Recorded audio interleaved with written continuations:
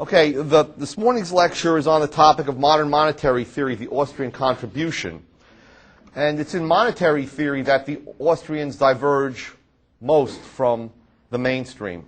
At least in micro theory, they tend to use the same terminology: supply and demand, marginal utility, entrepreneur, and so on. But in monetary theory, the Austrians approach it on a micro level. They don't use the same conceptual apparatus as mainstream neoclassical economists do. They don't use, for example, the quantity theory. They have serious objections to the quantity theory. What the Austrians have tried to do, and when I talk about Austrian monetary theory, by the way, I'm really talking about the contributions of Mises and Rothbard. Okay. They are, aside from contributions in business cycle and international monetary economics by Hayek, they are the really only Austrian monetary economists of the 20th century. Okay, it was their work that resulted in the development of Austrian monetary theory.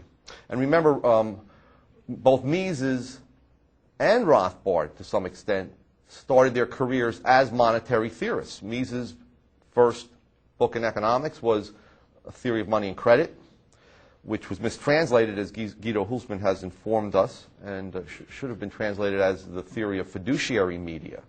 Okay. That is a theory of bank deposits and banknotes unbacked by reserves.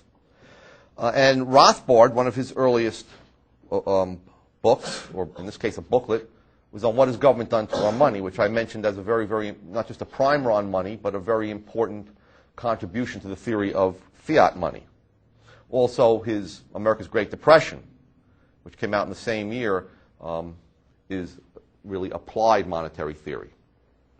And there's a long and important chapter in Man, Economy, and State on monetary theory. And prior to that chapter, there are two other chapters which lay the foundations for monetary theory. So both were monetary theorists par excellence. Okay. So as I said, Mises' book, The Theory of Money and Credit, is really what we call the locus classicus, the classical source for Austrian monetary theory, for the praxeological analysis of money and prices. Austrians from Menger to Wicksteed all developed, as we saw, the microeconomic aspects, that is, value theory, price theory, and distribution theory, or factor pricing theory. But they did so in a barter context. And they realized that the main point or objective of economics was to explain money prices. But they never were able to integrate satisfactorily monetary theory with value theory. Okay. And Mises, in fact, did this.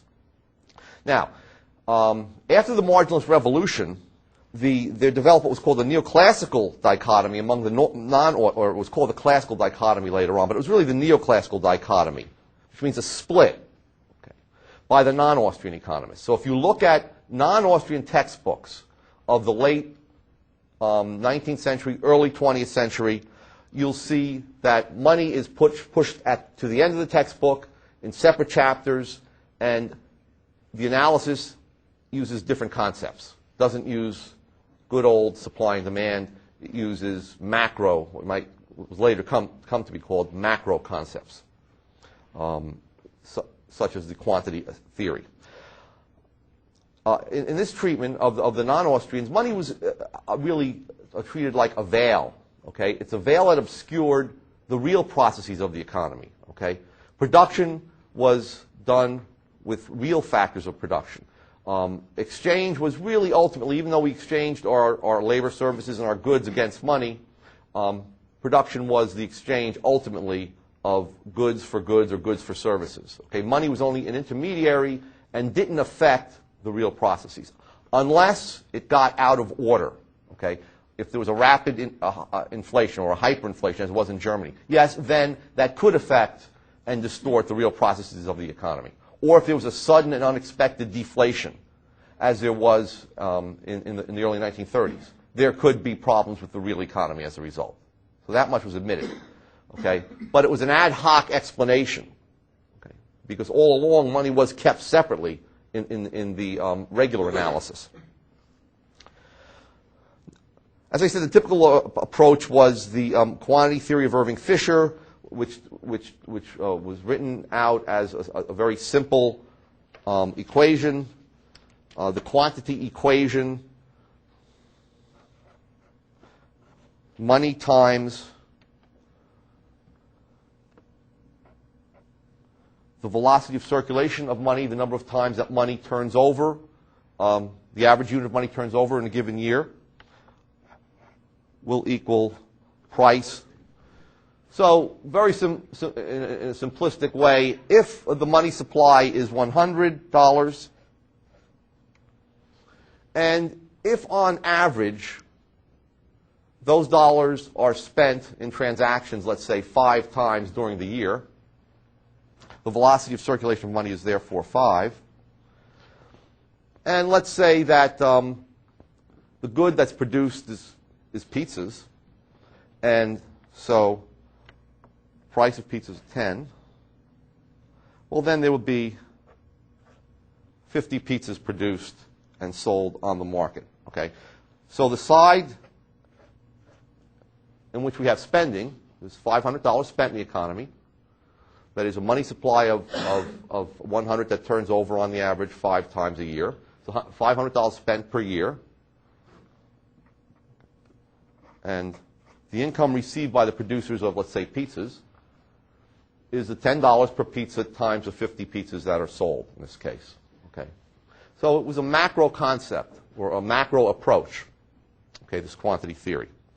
Now, this led to the implication that given that velocity was pretty much fixed by various institutional factors, the number of times per year workers were paid, the amount of money that people like to hold, and so on, certain business practices, if we assume that to be fixed, and we also assume that the number of pizzas produced were fixed by the amount of labor, the amount of capital goods, and the amount of and the type of technology in the economy, well then, the only thing that could change, if there was an increase in the money supply, let's say the money supply doubled to 200, well then prices would double to 20. Okay? Which would mean that both sides would now be 1,000.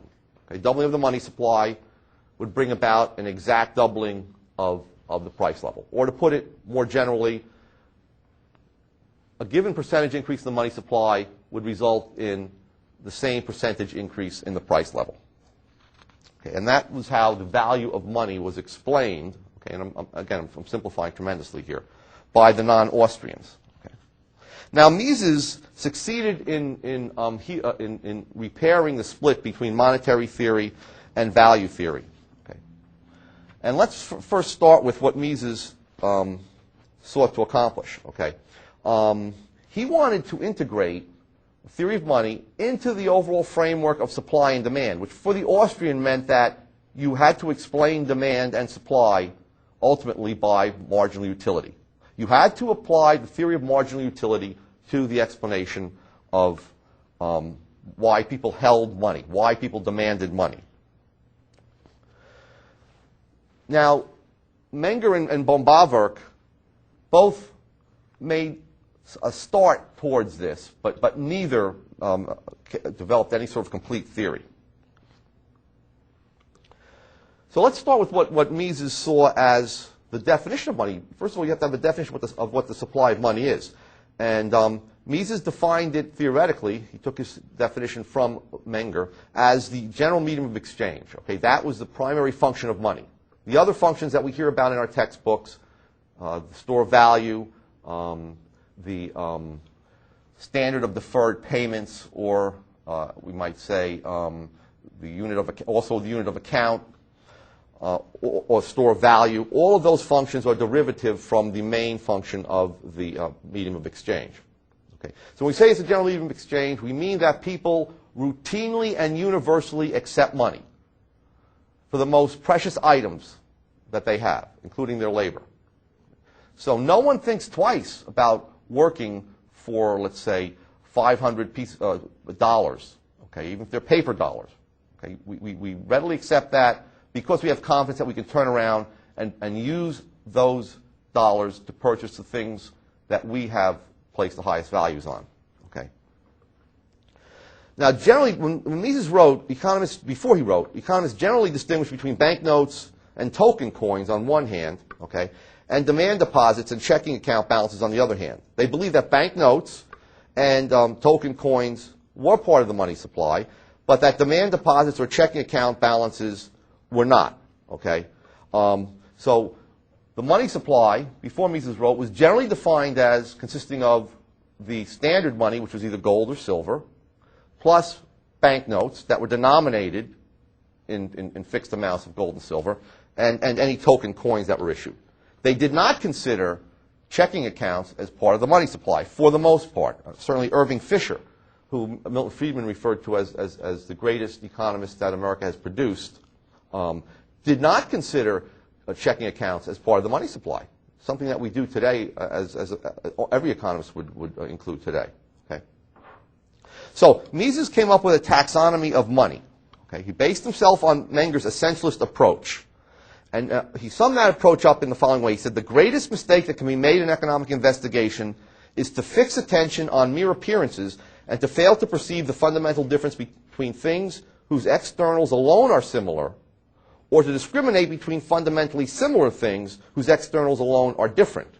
So Mises came up with a new taxonomy of money, and let me show you what that taxonomy looked like diagrammatically.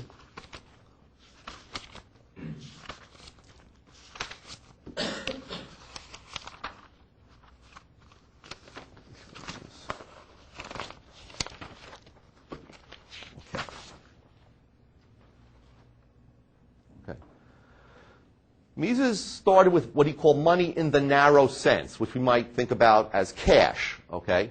Money could either be commodity money like gold and silver, or it could be credit money. That is, it could be banknotes that were previously redeemable in gold and silver, as was the case, for example, in Great Britain before 1797. Great Britain went off the gold standard, the gold and silver standard, during the Napoleonic Wars, and the paper pound became the money or cash in the system, okay? Because banks were permitted to suspend payment in gold and silver, okay, including the Bank of England, okay? So the paper pound became money from 1797 until 1821. But everyone expected that after the war ended, the paper pound would once again be convertible into gold and silver. Okay?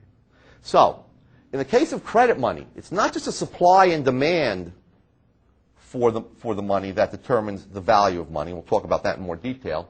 It's also the expectation that that money will be redeemable in the commodity money at sooner or later point in the future. Okay. Finally, fiat money. Fiat money is a paper money in which there is no prospect that it will ever again be convertible, or no immediate or plausible prospect that it will be convertible ever again in commodity money. And such is the money that we have today. Okay? So Mises distinguished those three types of basic cash in the system. His next category was money substitutes. He said, given that we have either commodity money or credit money or fiat money, let's say we have a commodity money, people deposit that in a banking system. Okay? Once you have a banking system, people will deposit part of their cash in the banking system. That part of their cash that is completely backed up, that part of their deposits, whether it's in exchange for banknotes or checking account deposits, that is completely backed up by cash he called money certificates. Okay? That part of their deposits and banknotes that are not backed up he called fiduciary media. Okay? You trust that when you come in to redeem your banknote or your checking account deposit, that it will be there. He then identified the category of money in the broad sense, or MBS. And in today's world, that would be known as M1. Okay. And what he said was this. He said that that would be equal to money in the narrow sense, that is, under a commodity system, all the gold coins in the system, plus money certificates, okay? That proportion of the banknotes and deposits in circulation that is completely backed by gold, okay, let's assume we have a gold standard, plus fiduciary media, that proportion of the banknotes and deposits that are not backed, minus bank reserves, okay? Because the bank reserves would be double counting. They are backing up the money certificates. So part of the gold, you have to subtract the gold that's being held by the banks from the total amount of gold coin in the system, because that's being substituted for by the money certificates. Now, let me just give you a simple example. If there's $10,000 in gold coin, and there's $5,000 in banknotes and deposits, and banks hold $2,500 in bank reserves, that means that there's a 50% reserve ratio. Okay? What would be the total money supply? Well, it would be in a broad sense, and this is what Mises thought of as the total money supply, it would be the $10,000 in gold, plus the $2,500 in money certificates, those backed up by gold, plus the $2,500 in the money that was simply created out of thin air by the banks, okay, minus the $2,500 that was backing the money certificates. So in total, then, you would have $12,500 in the system. Okay. So that the banks would have brought about, through their lending operations, in this case, a 25% increase in the money supply that would have driven up prices roughly by 25%, maybe more, maybe less. Okay? Mises did not believe in the quantity theory in which there was strict proportionality. Another way of adding it up was simply to take the $10,000 worth of gold coins and add to that the $2,500 of fiduciary media. You would get the same answer. So this is the Mises' new taxonomy of money. What was innovative about it was that Mises was the first one to say that money, or a definition of money, in this case money in the broad sense, included not just banknotes, but any checking account deposits, whether they were backed or unbacked by the cash in the system. There were some other 19th century economists, particularly in the United States, that recognized the fact that checking account deposits, just like banknotes, were part of the money supply. So Mises pointed out that, look, whether you pay in banknotes or with checking account money, okay, the effect is the same. Both banknotes and a check written on your deposits are final means of payment. You've completely discharged your debt to the seller or to the creditor. So since the two things function the same, since banknotes and checking account deposits function the same, are essentially the same in Mengerian terminology, okay, they in fact must both be part of the money supply. It would be inconsistent to include banknotes and not to include checking account money.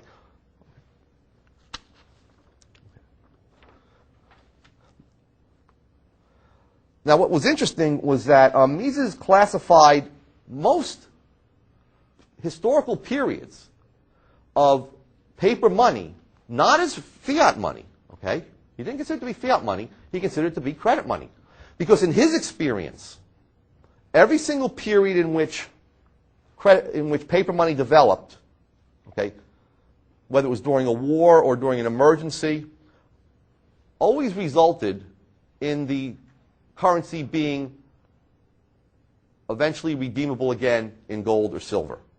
So people always had this expectation that eventually the government, after the war is over, after the king has bankrupted the country and has caused a hyperinflation, as in France, by issuing paper money, eventually the paper money is going to be in some way tied back to gold or silver. Okay, so Mises made the following statements. This is very interesting. He really didn't. He admitted theoretically that we could have a purely paper money, okay, but he didn't think that he ever really saw an actual instance of this in which paper money was a fiat money, a money that was simply, as Murray Rothbard points out, a pure name. Okay? A fiat money is literally a pure name. The dollar is a pure name. The government could stamp that on here. It could stamp it on your bottle of water. If it stamped $100 on that bottle of water, if it was legitimately stamped by the Treasury, that would circulate because it's the name which the government monopolizes under fiat money. That is the essence of money. Okay? So Mises, again, theoretically admitted this. So did Wieser. They admitted that could happen. Mises even said that at some point in the future, it may be the case that the commodity money gold loses its non-monetary functions. That is, that people no longer like or use gold as jewelry or in industrial purposes. So that gold becomes simply a money commodity. But even in that case, it's not a fiat money. Its supply is still controlled by the market. It's still controlled by the cost of producing gold. Okay. So let me just read you Mises's statement regarding fiat money. And this is where Rothbard, as I'll show you, where one of his great achievements come in. Mises says, it can hardly be contested that fiat money, in the strict sense of the word, is theoretically conceivable, meaning a money that is a pure name, that is monopolized by government, and that people have no expectation of it ever being convertible again into gold. Okay. He goes on to say, whether fiat money has ever actually existed is, of course, another question, and one that cannot offhand be answered affirmatively. Okay? It can hardly be doubted that most of those kinds of money that are not commodity money must be classified as credit money. But only detailed historical investigation could clear this matter up. Okay? Now, even as late as 1966, in the third edition of Human Action, now we've had from 20 years of the Bretton Woods system, in which Americans could not convert their dollars into gold, in which foreign governments were permitted to, but Americans were not. In fact, Americans were not able to convert dollars into gold since 1933. So, yet Mises still was reluctant to admit that the dollar was a pure fiat currency. And he says, and this is in Human Action, it is not the task of catalactics, meaning economics in a narrow sense, but of economic history to investigate whether there appeared in the past specimens of fiat money, or whether all sorts of money which were not commodity money were credit money. So in 1966, he's still thinking that the dollar might not really be a fiat money. Okay? That in fact, it probably is a credit money. But that this, to clear this question up, we do have to have an historical investigation. Mises never explained how the transition occurred during history from commodity money to credit money, finally to fiat money. Okay, that was left to Rothbard. Okay. Now, one problem with Mises' monetary theory, he did include demand deposits, or checking account money, as we said, as a money substitute. All right, but he had a problem with savings deposits. Okay. Now, as early as the 1920s and even earlier, banks, even though in the small print, if you had a passbook savings deposit, it would say they could require you to give 30 days notice before you could withdraw money from your savings account. So technically, it was an investment deposit, meaning that they would make short-term loans with that money. But after a while, because of central bank policy, and certainly in the 1920s and 1930s, savings accounts could be withdrawn on demand at par. So if you had $10,000 in a savings account and you wanted to go purchase something for $10,000, you could immediately go to the bank and withdraw that money on demand. The bank would not invoke that 30-day clause, that 30-day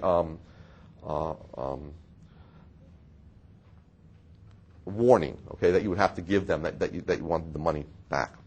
So Mises had an ambivalent attitude towards the inclusion of savings deposits in his broader definition of money.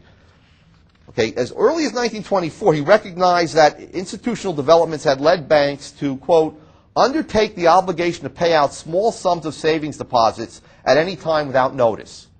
So, that he was saying that, in fact, banks were not invoking that clause that you had to give them notice. And this circumstance, he went on to say, induced small business people and lower income households to use these deposits as current accounts. He's admitting that people are using them almost as checking accounts, except they simply have to walk to the bank to withdraw the money, despite the fact that they were technically investment deposits.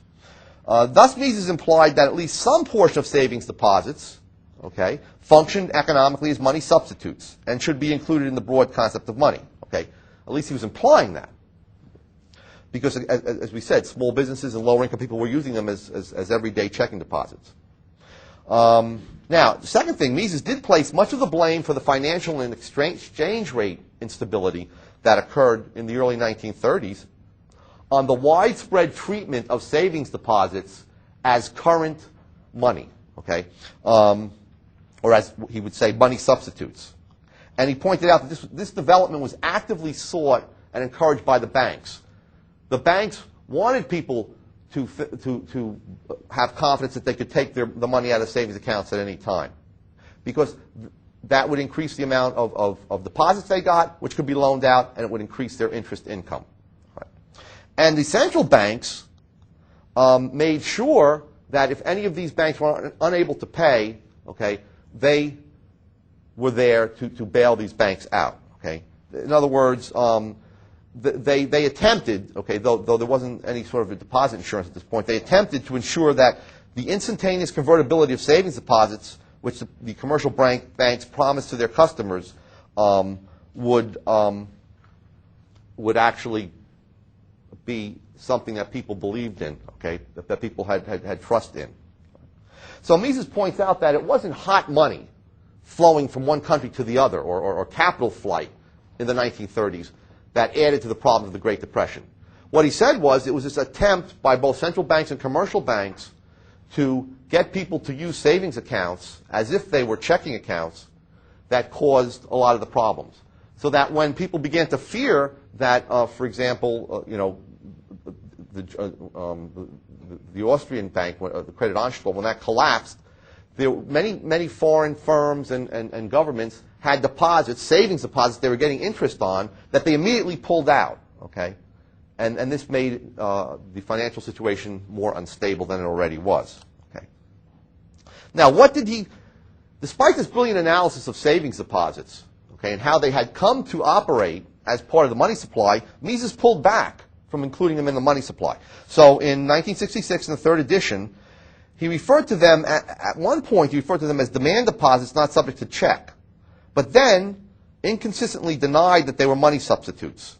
Rather, he identified savings deposits as the foremost among what he called secondary media of exchange, which included highly marketable financial assets. So he included savings deposits, he included blue chip stocks, he included government bonds, not as money, but as secondary media of exchange that people could easily liquidate.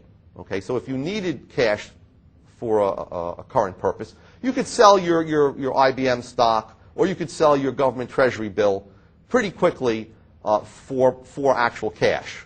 Okay, but the problem is, by then, 1966, we have a Federal Reserve System. We have federal deposit insurance of savings and checking accounts. Whereas you're never completely certain of what price you're going to get for your IBM stock or your treasury bill, you are certain that you're going to get the full face value or par value of your savings account. So you're not selling something. When you go cash in your savings account, you're not selling some sort of financial asset for a price on a market. It isn't a market. Okay? All it is converting a claim to ready cash. Okay? So it should have been counted as part of the money supply. Mises did not do that. That's another improvement that we'll see that Rothbard made. Okay. Now, what about the demand for money? Okay. The early Austrians had problems in applying marginal utility theory to money because of what was called by a German who was an anti-Austrian. His name was Karl Helfrich, who became the chairman of the German Central Bank, which was the cause of the hyperinflation in Germany. Helfrich wrote a big book on money, and he criticized the Austrians. He said, look, you can never apply marginal utility to money because of the Austrian circle. So he used this term, which has stuck in the literature, and which was supposed to be referring to a major failing of the Austrian value theory. Okay? And the Austrian circle looks like this. This is what Helfrich said. He said, in order to figure out the value of money, okay, let's look at the top, the marginal utility of money. That is how an individual values money against other goods and services, which would determine how much that individual would hold in his or her cash balance. In order to figure that out, that person has to know the purchasing power of money. That is, what is the value of money on the market? To know how many dollars to hold, you have to know how much lunch is going to be every day, okay, during your pay period. How much, I live in New York, how much the subway is going to cost, how much, a glass of beer will cost, how much a restaurant meal will cost, how much a shirt will cost. You already have to know the value of money before you can figure out let's call it the objective value of money. You have to know the objective value of money, which is the exchange value of money on the market, before you can know the subjective value of money, before you can judge subjectively how much money to hold for the future. Okay? And you make that judgment by comparing goods with money. But the money has to have a previous purchasing power.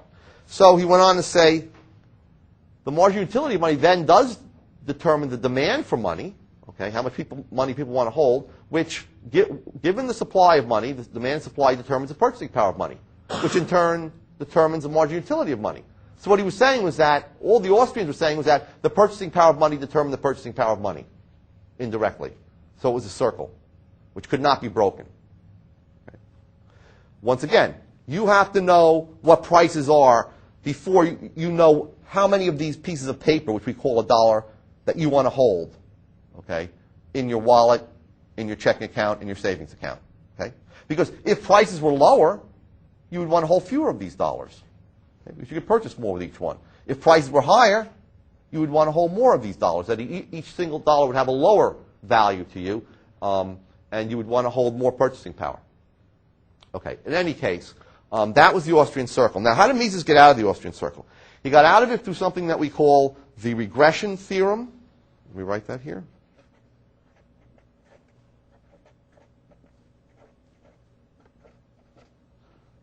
Which was a great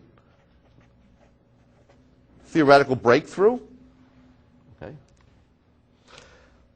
Let me point something out. As J.V. Say said in 1803, in response to previous economists who had claimed that human beings could create goods, Say basically said human beings cannot create matter at all. Only God can create matter. Human beings can transform resources and various elements of their environment into other forms that have greater use to them or greater utility to them. Okay? But they can't create anything. Well, one thing that human beings can create is new ideas, new systems of thought, okay? New concepts. And Mises created this new theory. Okay? He was a creative genius. Now, what he said was the following. In fact, Helfrich has made an elementary error. Okay? Because it's not the purchasing power of tomorrow. It's not the purchasing power of tomorrow that determines the marginal utility of money today. We have to date these things. What Mises pointed out was that when we make our judgment about how much money to hold for tomorrow, we do so based on what the value of money is today. Okay? So let me show you what I mean by that. What Mises did, and it's kind of small to see, but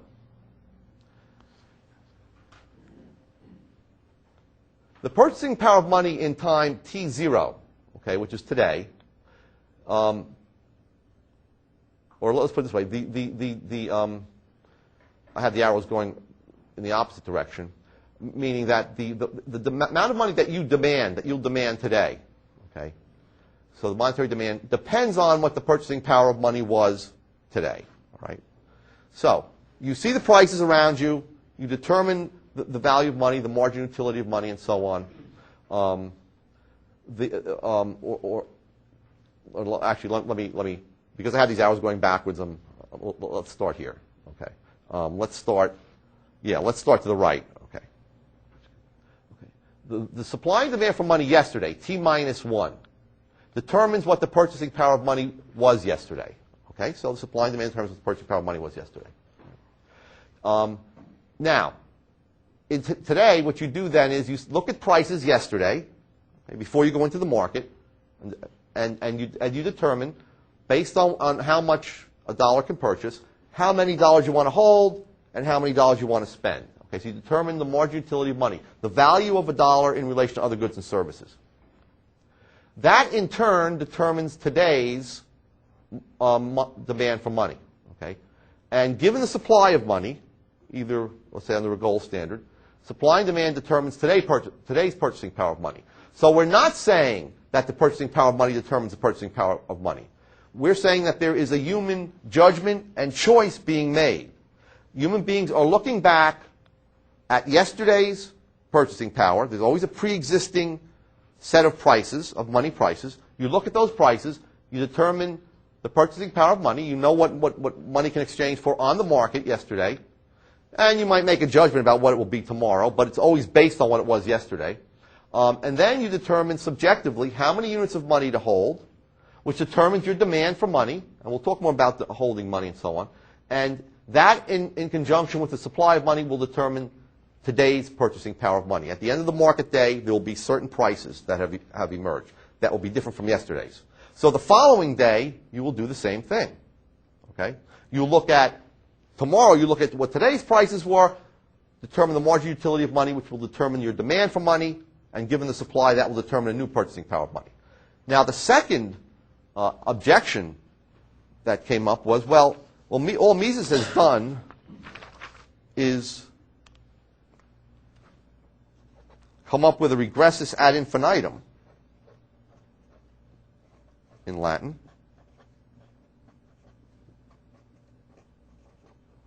Meaning,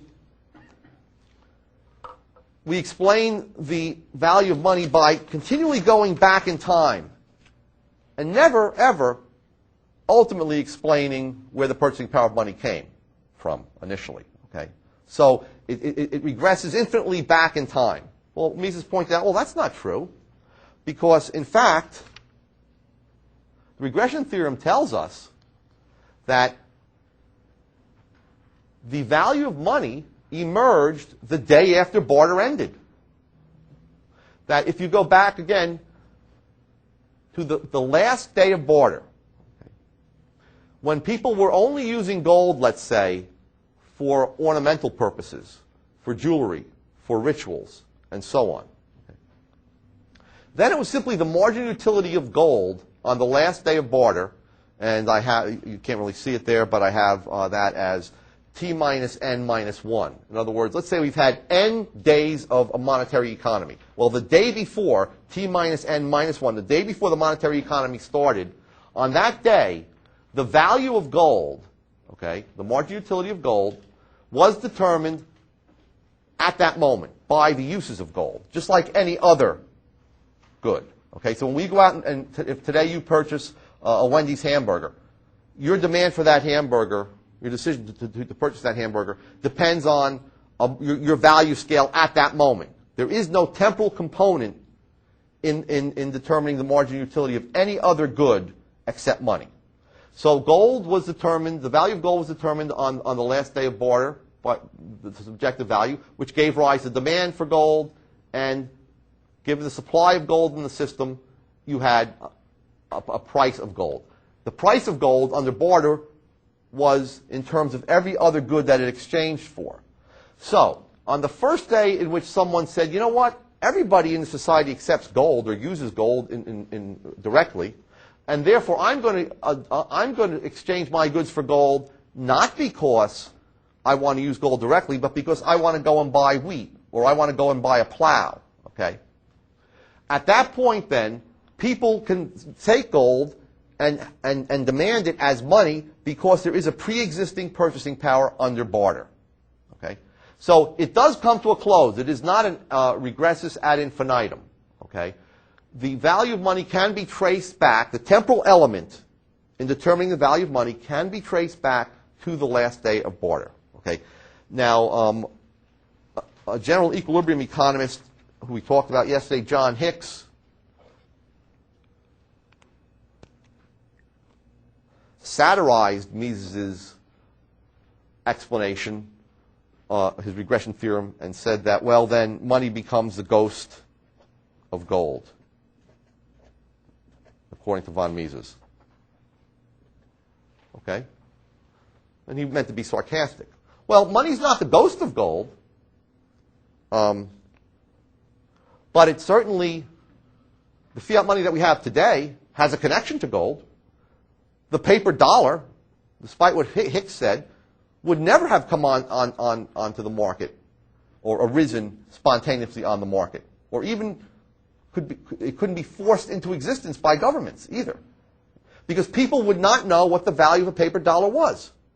The paper dollar had to have some connection to a commodity that had a pre-existing purchasing power. In this case, it was a gold dollar. So if you want to use these terms, which was an attempt to belittle Mises' explanation, it's certainly true. It is the ghost or the shadow of gold, in some sense. Okay. That's not to say that the dollar itself isn't a real money today, even though it is a pure fiat currency. It certainly is. Okay. So those are some of Mises' most important concepts in monetary theory. I want to mention a few others. One, he did criticize the idea that you could average up the value of money into one single unitary figure. Okay? That is, that you could figure out a single price level. As Mises points out, the purchasing power of money consists of an array of different specific quantities of individual goods, okay, that the monetary unit will exchange for at any point in time. For example, right now, the purchasing power of money is, let's say, one Coke, because let's say a Coke is $1, or 1/3 of a Wendy's hamburger, okay, that's $3, or, as I found out yesterday when my wife called me and told me that a Rolling Stones concert ticket was $175, they're going after 1/175th of a Rolling Stones concert ticket, or 1/60,000th of a Cadillac Escalade, okay, and so on. So there's almost an infinite array that constitutes the purchasing power of money, okay?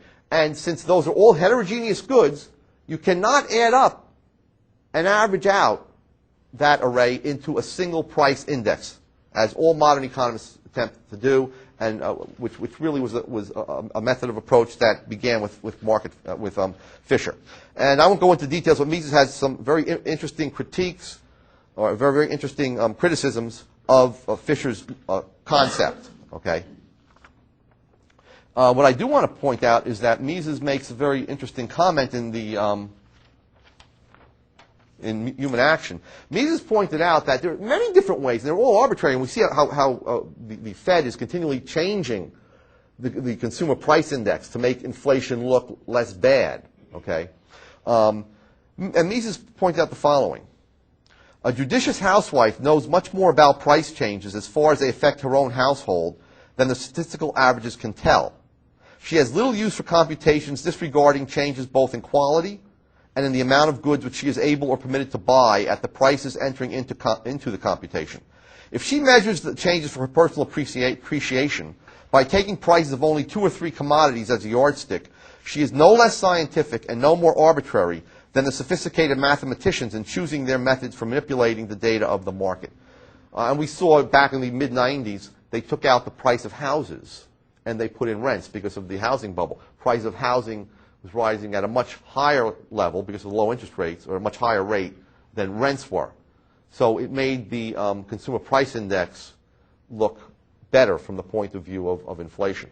Okay. And also the problem with quality changes. I mean, in order for these statistics, these price indices to have meaning, they have to have the same goods. But we know goods are always changing in quality, and new goods are always coming into the basket. So before they changed the basket to include cell phones, I don't know if they did or not, you didn't have cell phones in the basket. Yet a huge part of the money, or a large amount of money that was spent on the so-called average consumer basket of goods was spent on cell phones, but that had a zero weight in the basket. So what Mises is saying is that there's no scientific way of measuring inflation. Okay, Historically, statistics are interesting. They can show us the magnitude of inflation. But a housewife or someone who goes shopping regularly and buys a certain, habitually buys certain goods, on her own can figure out, more relevantly to herself certainly, what inflation is, how bad inflation is. Okay? And Murray Rothbard was always saying that he hated the CPI because it didn't give a good big weight to books, and he was always buying books. The price of books were going up at a very rapid rate, and they still are. Well, you can tell if you're students, you can see the way textbooks have increased. Okay? And being a parent of a student, tuition isn't, weighted. To me, it has a huge weight in my budget right now. Okay? And that's going up, more rapidly. Okay. Finally, about Mises. Mises pointed out that the quantity theory was wrong because it implied that a given change, a percentage change in the quantity of money resulted in all other things equal, a given percentage change in prices. So if the money supply went up by 10%, prices would go up by 10%. Mises pointed out that this was not correct, that in fact you had to analyze changes in the purchasing power of money through what he called a step-by-step process, which was later called period analysis. And basically what that was the following. You focus on where the new money comes into the system, where it's injected into the system. Let's say the government spends new money on weapons guidance systems. Okay? They buy more defense computers from, let's say, Silicon Valley. Right? They therefore, let's say, create new money to make these purchases. Now, what happens? Well, initially, the people who get the new money, the first people to receive that money, are the stockholders and workers in high-tech firms, okay, in a specific point, in California. Now, let's say the workers increase their demand for beer because they have higher cash balances now. They have more money than they want to hold. Prices haven't gone up yet. Okay, they don't go up instantaneously and proportionally. Now the price of beer goes up. The people in the stockholders in these companies increase their demand for fine wines from Napa Valley, so the price of wine goes up. You and I, or on the East Coast, or people who are on the East Coast, we're paying higher prices for beer and wine, yet our incomes haven't changed. Okay, so there is a step-by-step redistribution of wealth away from people who receive the new money late or not at all to the people, including the government, who create and receive the new money initially. Now, let me take it a few steps further. There's the people in the Napa Valley where wine is produced, the people in Milwaukee who are producing beer, they're much more prosperous. They have higher cash balances. Their marginal utility of money drops because now money has a lower value to them because they have more of it vis-a-vis other goods. So they spend, let's say, more money on going out to dinner and for steak dinners. So now the demand for beef goes up. Okay, now I'm paying higher prices not only for beer and wine, but for steak. Okay, and let's assume also that they begin buying more automobiles from Detroit. Okay, so now the price of American cars are going up. So now what has happened? Now there are four prices that have risen, and people who are not yet part of this chain of spending of the new money have their real incomes shrinking. And take it to eventually, maybe 12 months down the line, 18 months down the line, that new money will be spent in New York where I work. Okay? So maybe eventually people will start taking, because they have more money, more vacations in New York. The prices of, let's say, hotels in New York haven't risen. The prices of Broadway shows haven't risen yet. Okay? They'll also start taking more advantage of financial services which are produced in New York. Now finally, 18 months later, the demand for a Pace MBA, Pace University MBA goes up. I teach the MBA program. So the price so finally Pace's tuition goes up and I get, a raise. So for 18 months, what has happened to my real income? It shrunk. Okay? Not only that, the second point that Mises made is that there is a permanent redistribution of or reallocation of resources.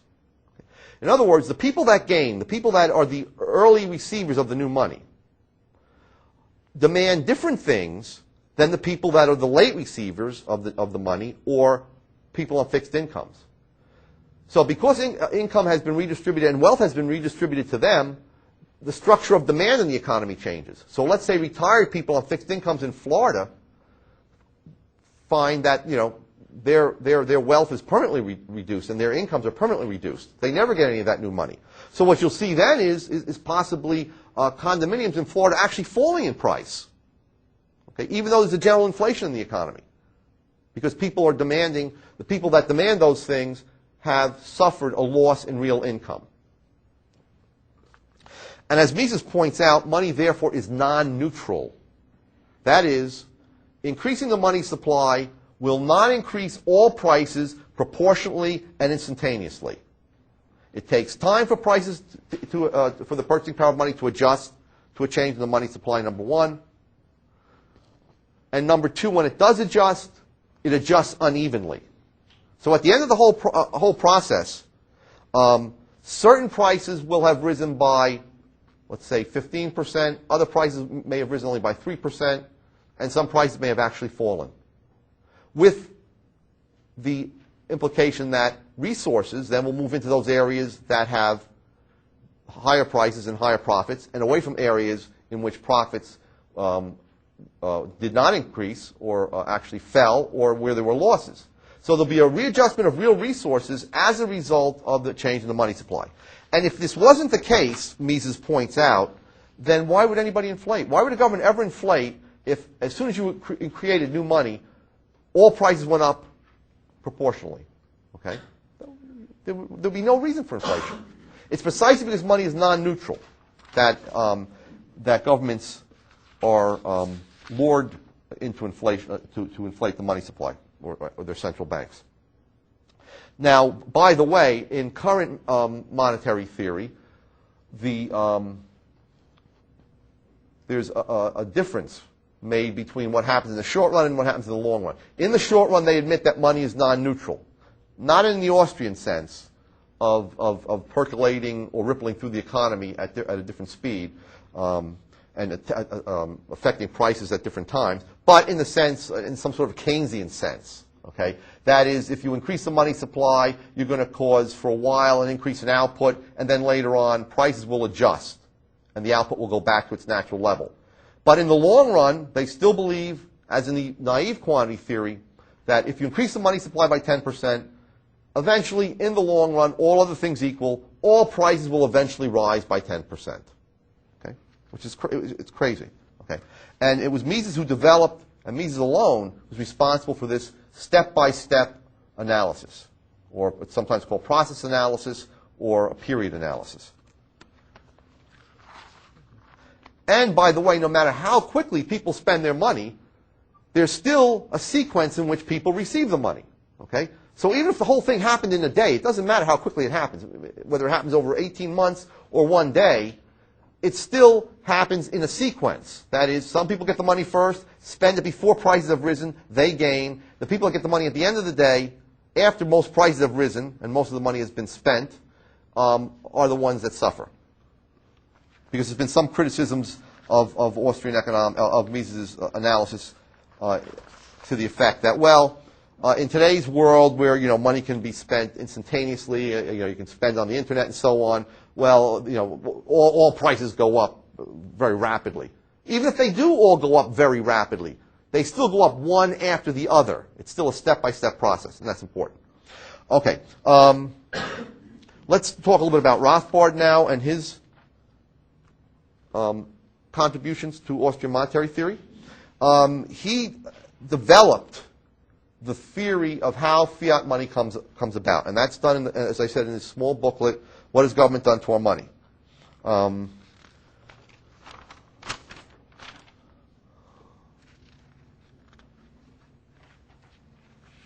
What he did was to develop what I might call a historico-logical theory, okay, of how fiat money developed. Okay? He bases himself basically on Mises' regression theorem. He points out that, yes, fiat money cannot develop by some king simply putting his picture, let's say King Nitwit, puts his picture on a piece of paper and calls it one nit, and then disperses it among the public, okay, and says, okay, you have a monetary economy now. Okay, go forth and spend and make everybody prosperous. People wouldn't know how much to charge for the goods they're selling because it has no pre-existing purchasing power. Okay? Nor could it be a social compact. In other words, for a while, the general medium of exchange in colonial Virginia were tobacco leaves. Okay. Well, did people get together and say, let's have a town meeting? Okay, we have these problems with barter, okay, including the lack of coincidence of wants. So let's all agree to accept tobacco leaves. Okay, it didn't happen that way either. It happened over the course of centuries.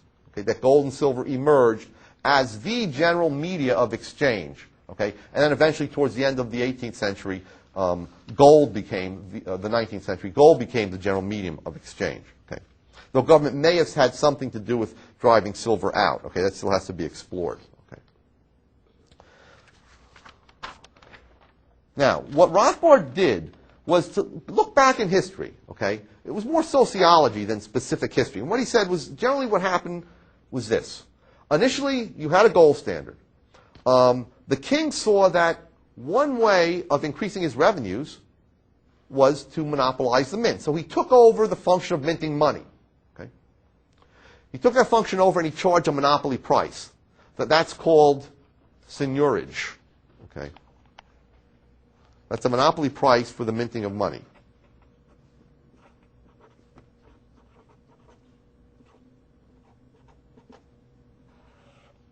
Okay? Comes from the French. Comes from seigneur. It's the prerogative of the lord to print money. Okay, the story is that seigniorage initially, during the feudal era, referred to the fact that the lord of the manor had the right, okay, to spend the first evening with the new bride of his serf or vassal.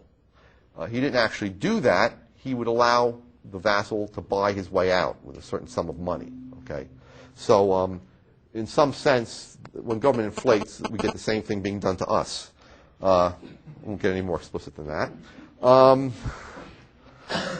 Then, what the king did, since he was vain, he substituted a name, okay, for the standard weight of gold. Gold and silver would initially money circulated simply by weight and not by tael. Tael being the name. Okay, so you substituted a brand name. Then, as banks emerged, people began to accept banknotes, as we talked about, and checking account deposits, denominated in the name. So now you had dollars or francs or pounds. Okay? Even though they still referred to and were defined at a specific weight of gold, dollar was defined from 1834 to 1933 as about 1/20th of an ounce of gold. A pound was defined as about 1/4 of an ounce of gold from 1821 to 1931. But now people see this paper money that's circulating and that has this name on it. Okay? Now, since these banks are fractional reserve banks, as fractional reserve banks grow up, they get into trouble at various times in history. They ask the government to bail them out. The government then legally permits them to suspend payment of gold in exchange for the paper money. And so people continue to use the paper money. It now becomes what? We have a progression, or I would call it not a progression, but a devolution away from gold or commodity money towards credit money. But now people become used to the fact that it's the paper that's the money. Now, eventually, they go back onto the gold standard after the war or after the bank crisis is over. Okay? But now people have in their minds that the dollar is the actual piece of paper that they're holding.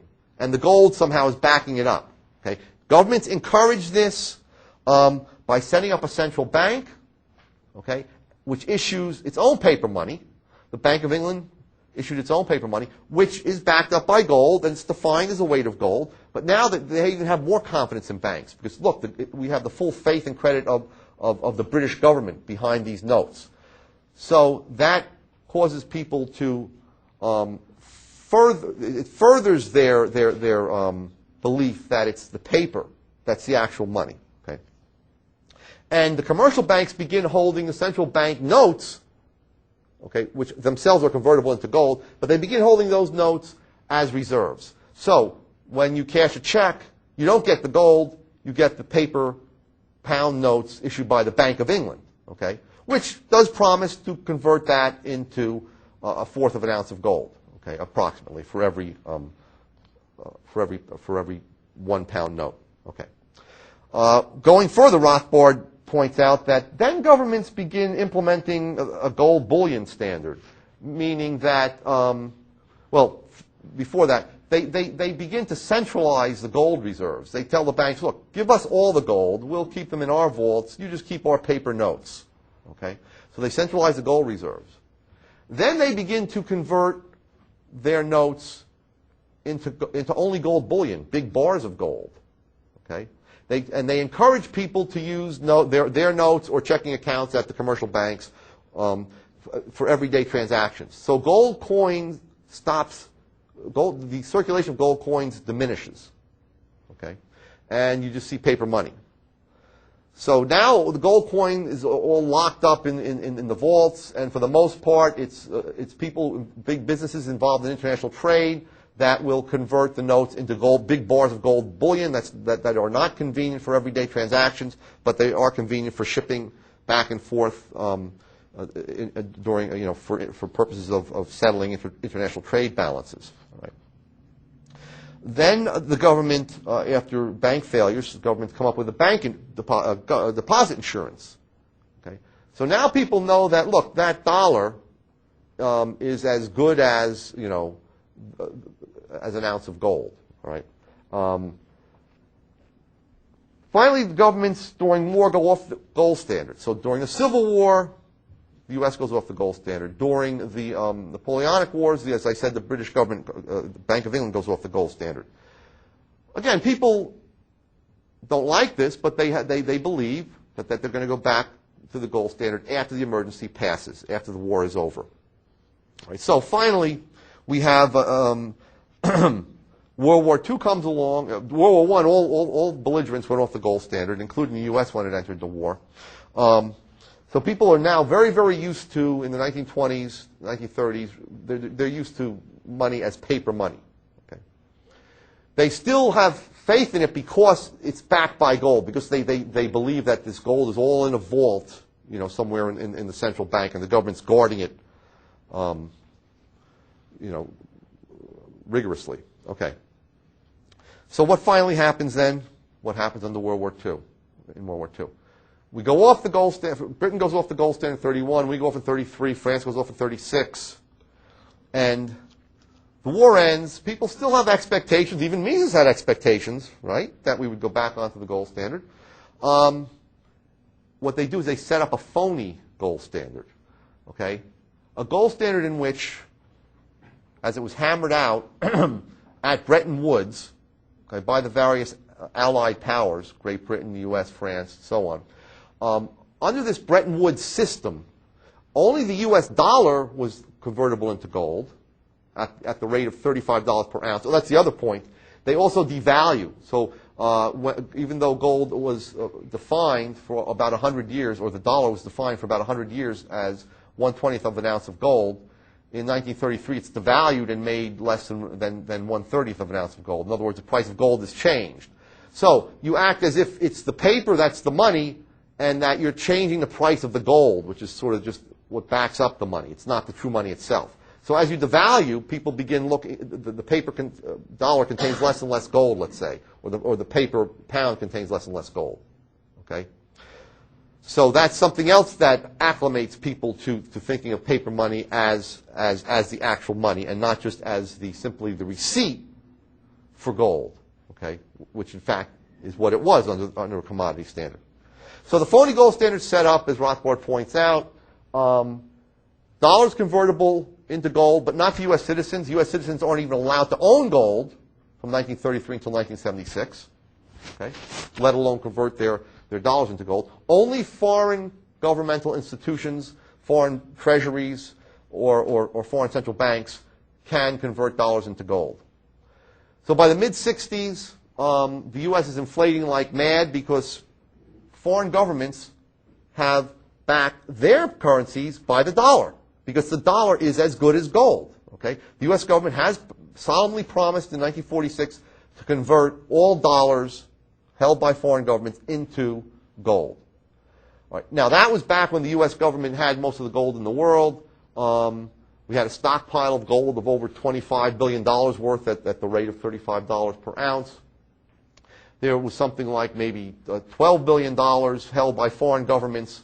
So the foreign dollars were more than 100% backed up by gold, so everyone trusted that the U.S. government could pay off. But in the 1960s, as President Johnson promises us guns and butter, that is that we're going to fight the Vietnam War and increase spending on the Vietnam War. We're also going to fight the war on poverty. We're going to increase the welfare state. And we're not going to raise taxes. We're not going to prevent people from purchasing consumer goods. Well, how does he pay for all this? He prints new money, and he prints tremendous amounts of money. Okay? So tremendous amounts of money is printed during the 1960s. Eventually, our gold stock falls to $12 billion. Foreign dollar holdings go up to $80 billion. The French start to get nervous. Germans get nervous. Germany is basically an occupied country, though there's still American troops there, so they can't make too much noise. The French pull out of NATO.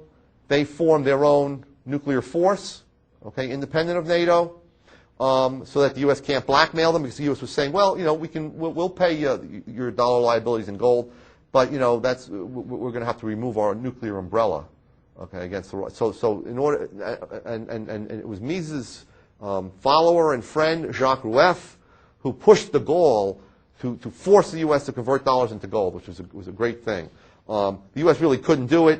1968, there's still free gold markets in London and Zurich. Price of gold is shooting up above $35. So how do you keep the price of gold back down to $35? The U.S. has to continually pour gold into these foreign markets. So now in these foreign markets, you have a run on gold. So now our stock falls to $9 billion. And there's a run on gold in 1968. They stopped the run by saying gold will only be traded between central banks. Okay. From now on, we're not going to worry about the free gold market, which means that then the price of gold, there's two prices of gold. The price of gold goes up because of the inflation of the dollar. Okay. 1971, you know, foreign governments want their gold back. So there is such a run on gold that the U.S. gold stock would have completely run out within 2 weeks. President Nixon then reneges on the solemn pledge to continue to convert dollars into gold in 1971. He closes the gold window, as it is said. At that point, as Rothbard points out, the last link to gold is broken. The last tiny link to gold is broken, and you have fiat money. Okay? So, because Rothbard was such a good historian, okay, he was able to come up with an historical, logical explanation of fiat money. Okay? So fiat money has to develop from commodity money. So if you want to use Hicks's sarcastic reference to Mises' regression theorem, that the dollar or the pound is the ghost of gold, well, in some sense it is. And Rothbard rigorously has shown, you know, how you can get to fiat money from commodity money. Okay? This is a great accomplishment of his. Another great accomplishment of his was that his definition of the money supply. He found an article by a Chinese economist written in the early 1930s and neglected. The name of the author was Lin Lin, and I can't remember the exact title of the article. But that sparked in Rothbard the thought that the medium of exchange can be defined as anything that people will routinely and universally accept as a final means of payment, or anything that is immediately interchangeable into the medium of exchange, that is dollars, okay, at par, on demand. Well, I've been redundant there. Anything that's redeemable in cash, instantaneously, and at par. Okay? Now, that's certainly true of checking accounts. Okay?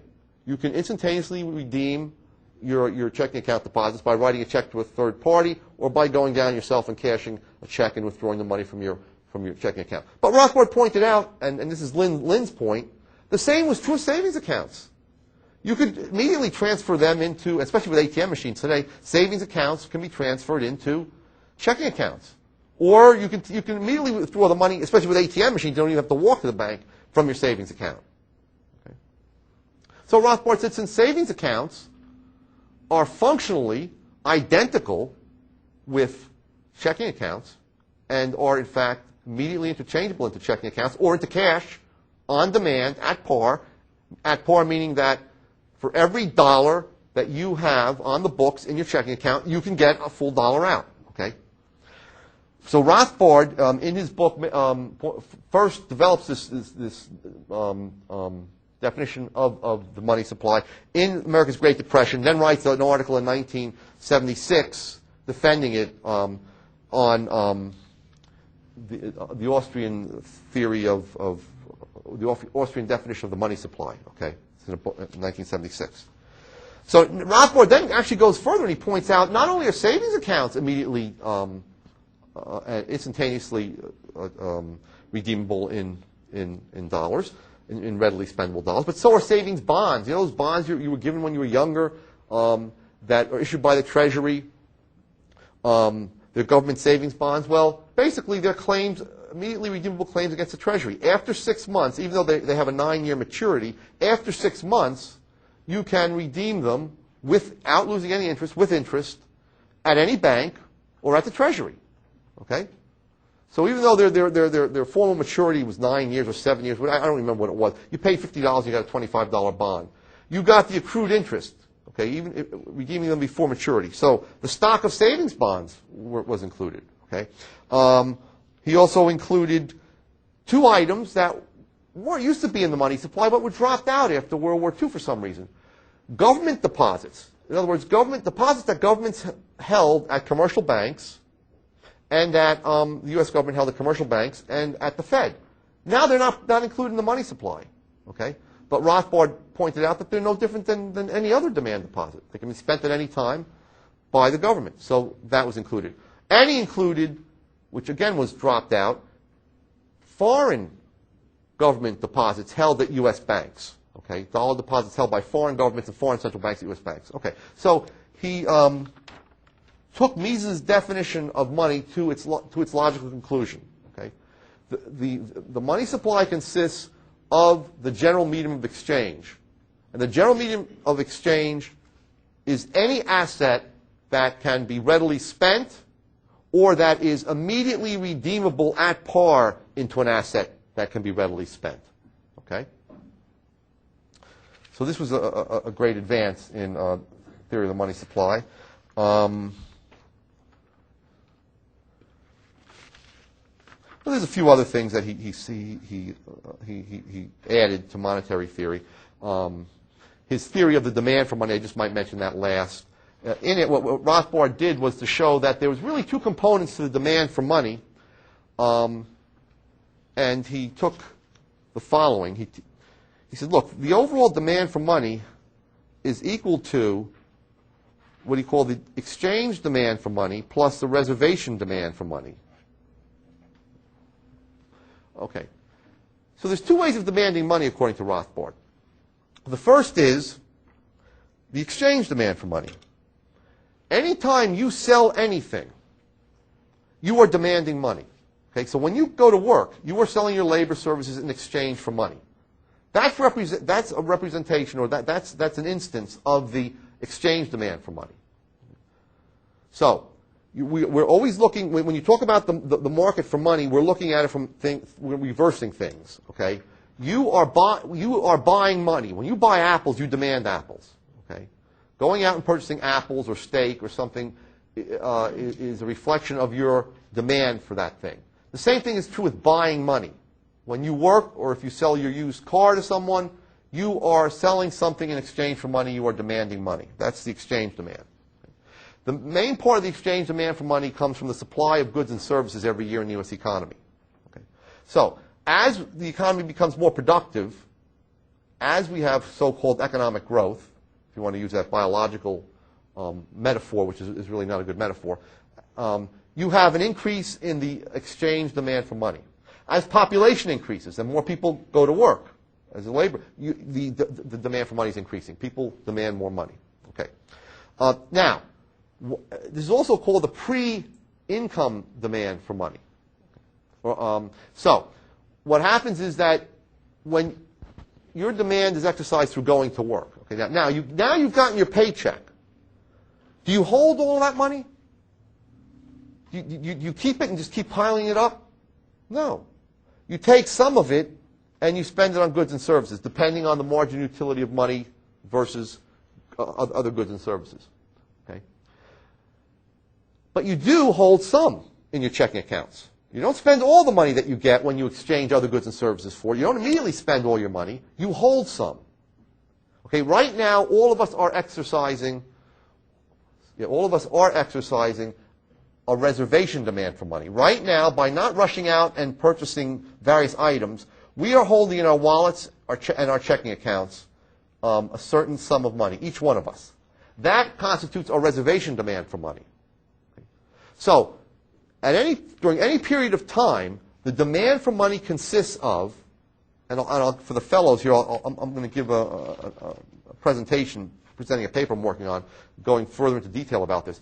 But the demand for money during any, let's say, week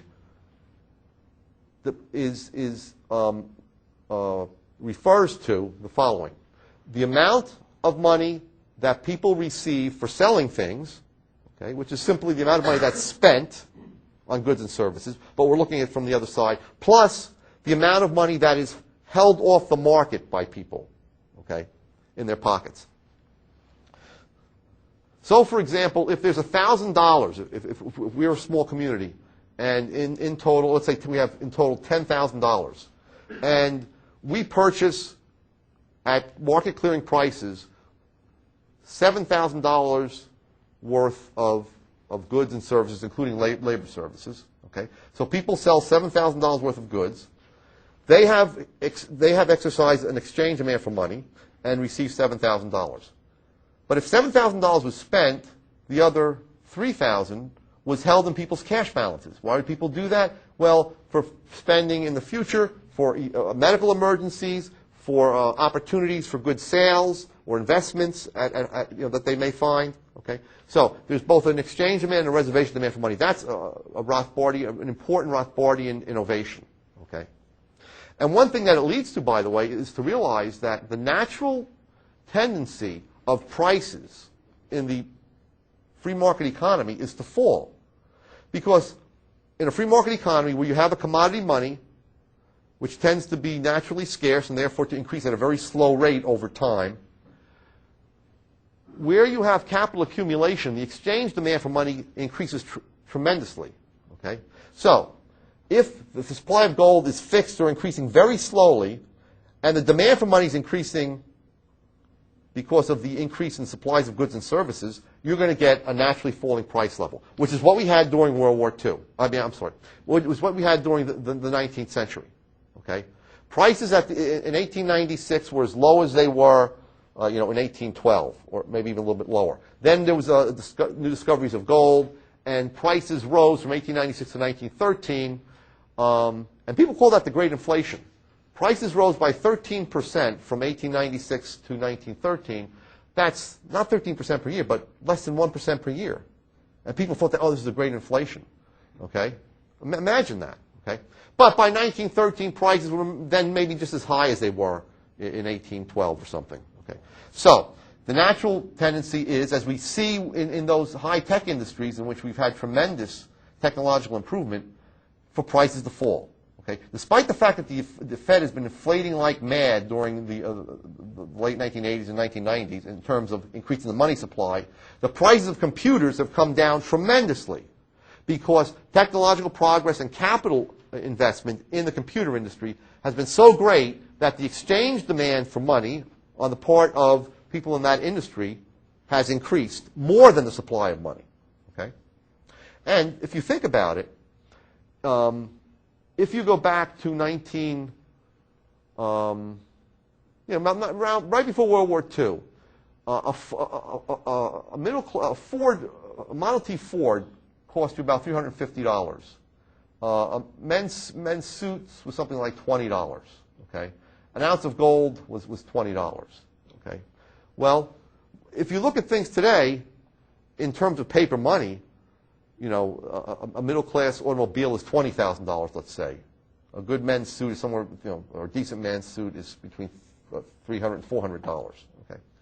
Basically, what's happened? A man's suit is still 1 ounce of gold. Okay, at the current price of gold. So paper money has depreciated. So what would have happened is that we would have had a fall in all prices. Okay, if the government hadn't, the money supply stood at something like $25 billion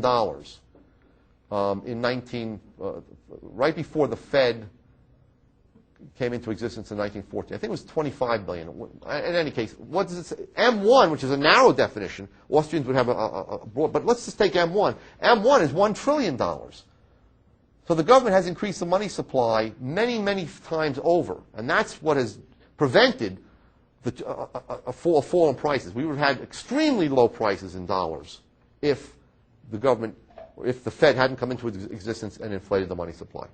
Okay. All right, I will stop here and take about 6 minutes of questions or so. Yes? At the end of World War II, we were using cigarettes for money. And I remember it cost me 3 cigarettes to have my laundry done. Was this, I know in POW camps, in German POW camps, American soldiers used cigarettes. Are you speaking about that, or are you speaking about, actually in the Army, or? In the Army. In the Army, yeah. When the war ended. Right. That's what my laundry cost. So, yeah, right. I mean, cigarettes was something that everyone routinely accepted, most people used, and therefore they became, there's a famous article by an economist who was a German POW, who came out in 1946, in which he showed how cigarettes grew up as the commodity money in these camps, because care packages were sent every month, and cigarettes were part of these care packages, and most soldiers, in every World War II movie, everybody's smoking, of course. So most soldiers were smoking, and so what people did then was, since the care packages were standard, yet people's preferences differ, because people have different subjective values, what people did was, in exchanging for goods that they preferred more and giving away goods that they preferred less, they would exchange the goods that they didn't want for the cigarettes, and they'd go and find the goods that they did want. And they used to post prices at the end of each barracks. Okay. Not only that, as people smoked the cigarettes, towards the end of the month, there was deflation. Okay. And when a new care packages came in, the prices all jumped up. Okay. I was given a carton of cigarettes every month. I didn't smoke, so you traded. Right. Yes. I noticed the media always refers to rising prices as increasing inflation, and I'm confused by that. Yes. Because I always thought there was a distinction between prices, or rising prices, and rising inflation. As the term inflation is used today, that's true. Okay. Inflation is a rise in the price level. Okay. If the inflation rate goes up, then they should say it's an increase in the inflation rate. In other words, if prices start rising at 5% per year instead of 3% per year this month, okay, that is, it's calculated. Let's say every quarter they tell us what the consumer price index is, or maybe it's every month. In any case, an increase in inflation means that prices are rising at a more rapid rate, or it should mean that, okay. Well, no. Well, doesn't it mean that the money supply is increasing? It has nothing to do with prices, because I think Hans Senholt, I heard him say one time, that rising prices cause inflation like wet streets cause rain. Right. I mean, yeah.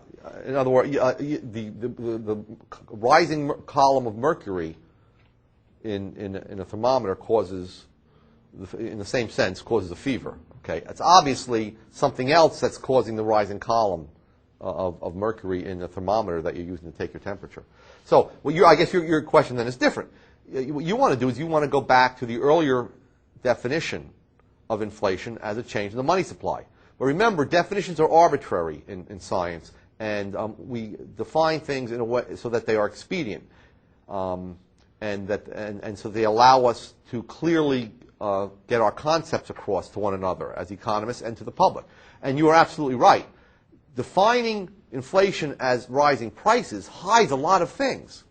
So when in the 1990s, it looked like we had very, very little inflation because prices weren't rising much. So no one expected the bubble and the recession in that we got in 2000, 2001, because there wasn't much consumer price inflation. But in fact, if you looked at the money supply figures, as Austrians did, you saw that, in fact, there was new money being injected into the economy, and it was affecting certain sectors of the economy. Not the CPI, which everyone looks at, but it was affecting the housing market, it was affecting the financial markets. The financial market bubble burst, and bringing in its train a recession. So the Austrians were predicting some sort of a recession in the 1990s, because they were looking at the money supply. Okay? And it would be better, and George Reisman argues this, and I agree with him, it would be better if we went back to defining inflation as changes in the money supply, because changes in the money supply have many different effects beyond just a rise in consumer prices. It pushes down interest rates, it pushes up asset prices, pushes up housing prices, it redistributes income, and so on. But all of that is hidden when you just focus on one effect of an increase in money supply and call that inflation. That is rising consumer prices. Yes? If you go and find an old Webster's dictionary, maybe 40 years ago, right, the definition of inflation in it is an increase in the amount. You're absolutely right. You're absolutely right. They changed right. And think about what inflation means. You're inflating a balloon, right? It means it refers to a volume, okay? A volume of money. It doesn't refer to something moving up and down. That's different. To you, and prices simply move up or down, whereas the money supply is a volume that increases. So in some etymological sense, it's more intuitive to think of inflation as a change in the money supply. Yes, Dan? Can you talk about the relationship between the commodity value of money necessarily that stems from like gold's usage and demand in itself, and then the desire for people to have a low transaction cost of currency and exchange, like especially with internet commerce right now, right, and international commerce and the ease and speed and velocity of money right, transactions, people use predominantly like digital credits right, in their bank accounts right, rather than necessarily cash, sure, even, or for security purposes. So like, right. Given a gold standard system and an accumulation of gold right, being used in reserves necessarily, but if you rarely see the redemption taking place, right, how does that affect necessarily with the relationship of a separate market for commodity uses of gold? Well, I think there will still be a need for cash transactions, for physical cash transactions.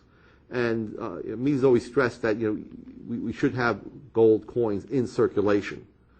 But one of the problems is, and we'll talk about this on Friday, gold is so valuable now that it'd be extremely hard to have gold coins for small transactions. And so Guido Husman has argued that a silver standard also would be reinstated and may be the primary cash in the system. Certainly, though, any transaction over the internet and so on using claims against gold dollars, let's say, would still be based on a commodity. Okay, no one's going to accept something that has no pre-existing purchasing power. Okay, and that's why it's difficult to just simply, for example, some people say, well, let's just allow people to make contracts in gold, and then when the government inflates the money supply, people will shift to gold because its purchasing power is more stable, and use that as a money. But all of us think in terms of dollars, okay? And all of us do our calculations in terms of dollars. So the inflation would have to almost be a hyperinflation and destroy the dollar itself, which we don't want. Before I think Americans would go back spontaneously to a gold standard. That's why Rothbard has always, and we'll talk about this on Friday too, has always emphasized that it's important that we at least initially relink the dollar to gold. Okay, give the American people the gold that was stolen from them in 1933 and put in Fort Knox. It's actually, most of it's in the New York Federal Reserve Bank now. But anyway, get gold back in the circulation. Then if If silver, you know, if we need silver to supplement it, it will be remonetized by the market. Okay. I have to stop here, but that's a very interesting point. We're going to talk more about it on Friday. Okay, thanks.